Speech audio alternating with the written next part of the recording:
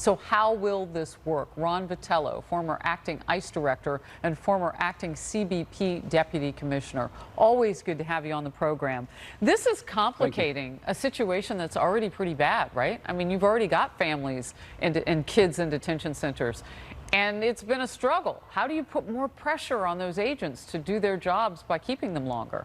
Well, there's an important distinction here. So this is, I applaud the men and women of DHS, HHS, the whole of government. This is another example of using all the tools available to help control the worst problem that we've had on the border in decades. And so what this rule will do is it'll set standards for detention facilities that are designed for families. And so they'll be held together in family residential centers during the pendency of their immigration hearings.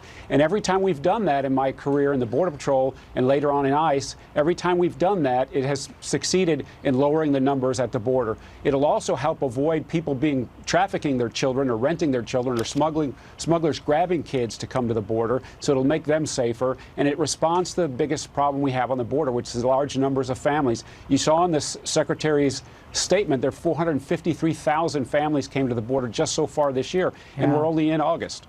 So I want to really drill down and understand how this would help. As I get it from what you're saying, by telling them that this could be a more indefinite, almost longer situation. Maybe indefinite's too big of a word there, but a longer situation.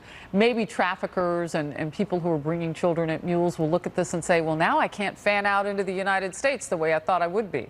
Am I getting that right? That's correct. In effect, this will stop having to release families at the border. So they'll be held in an appropriate setting using this Flores standard for care. And these residential centers are very well equipped.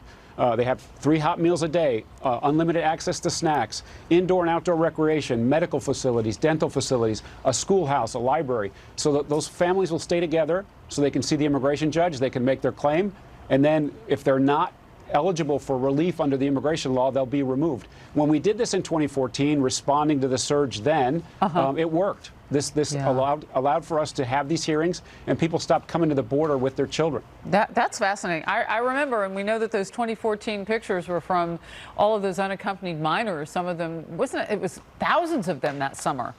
Yes, it was ended up here.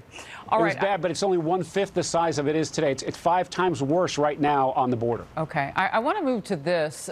The president says his administration now is looking at birthright citizenship. Let's watch, and then I'll get your reaction. We are looking at birthright citizenship very seriously. It's frankly ridiculous. Birthright citizenship, where you have a baby in our land, you walk over the border, have a baby. Congratulations, the baby is now a U.S. citizen. We're looking at it very, very seriously. It's always been that Americans are Americans because they're born here by birthright. Should that change? It's decades of tradition in the law, so I'm not sure. I mean, there are groups that traffic pregnant women. There are people who are taking advantage of that feature in the way the historical application of the law has occurred. And so it's certainly worth looking at. I don't think it's been tested legally all the way up to the highest court in the land, so it is certainly worth talking about. And there are things that we can do operationally on the enforcement side, but it's a very difficult scenario where people purposely come to the United States to take advantage of the citizenship.